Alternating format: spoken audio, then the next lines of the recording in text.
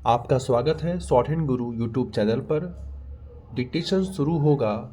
3, 2, 1 start. Iran के खिलाफ Israel America की संयुक्त सैन्य कार्रवाई फिलहाल किसी नतीजे पर पहुंचती नहीं दिख रही है।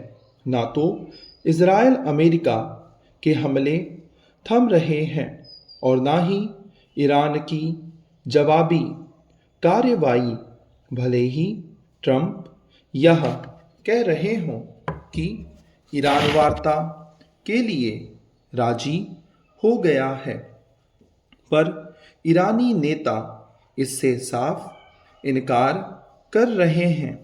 कहना कठिन है कि यह सैन्य टकराव कब और कैसे खत्म होगा, क्योंकि इसके आसार नहीं कि ईरान के सर्वोच्च नेता खामेनेई की मौत से वहां सत्ता परिवर्तन सुनिश्चित हो गया है।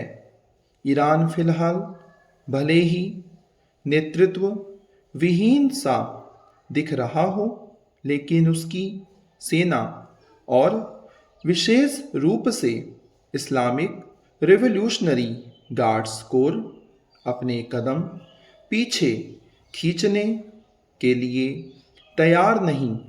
वह इजराइल और अमेरिका के ठिकानों को निशाना बनाने के साथ खाड़ी के देशों के नागरिक क्षेत्रों में भी ड्रोन और मिसाइलें दाग रही है। इससे इन देशों में अफरा तफरी का माहौल है। पता नहीं ईरान पड़ोसी देशों के नागरिक ठिकानों को किस मकसद से निशाना बना रहा है, क्योंकि इससे वह अपने विरोधी तो बढ़ा ही रहा है, पहले से अधिक अलग थलग भी पड़ता जा रहा है।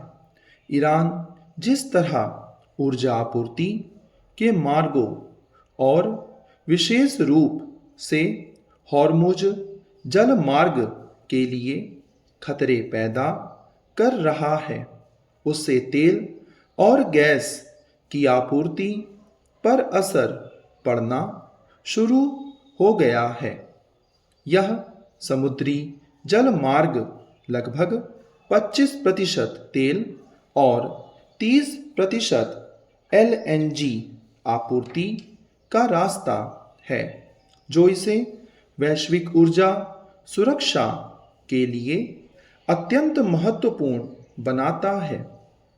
इस जलमार्ग के बाधित होने का मतलब है तेल और गैस के दाम बढ़ना और एशिया, यूरोप समेत दुनिया के अन्य हिस्सों की अर्थव्यवस्था प्रभावित होना।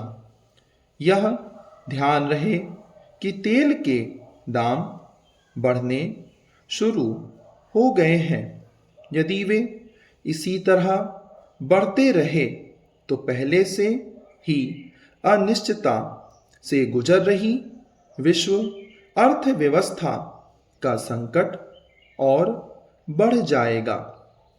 इसके लिए अमेरिकी राष्ट्रपति ट्रंप ही जिम्मेदार होंगे, क्योंकि यह एक तथ्य है कि इजरायल अमेरिका की सहमति और सहायता के बिना ईरान पर हमला बोलने की स्थिति में नहीं था। इस विनाशकारी सैन्य टकराव का केंद्र बिंदु भले ही पश्चिम एशिया हो, लेकिन उससे पूरा विश्व प्रभावित हो रहा है। कठिनाई यह है कि कोई भी बीच बचाव करने की स्थिति में नहीं।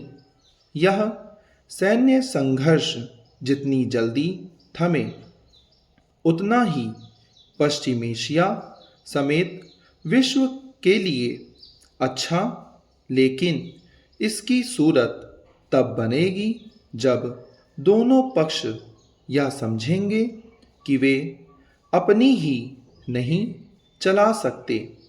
ईरान भले ही इज़राइल अमेरिका को सबक सिखाने का दम भर रहा हो, लेकिन वह इन दोनों देशों की सैन्य शक्ति का लंबे समय तक सामना करने की स्थिति में नहीं। इसी तरह अमेरिका और इज़राइल के लिए यह आसान नहीं कि वे ईरान में आनन फानन सत्ता परिवर्तन कर सकें। चैनल को सब्सक्राइब करना ना भूलें। फ्यूचर के डिक्टेशन और लाइव स्टेनो स्किल टेस्ट देने के लिए साथ में लाइक और शेयर जरूर करें वीडियो को। धन्यवाद।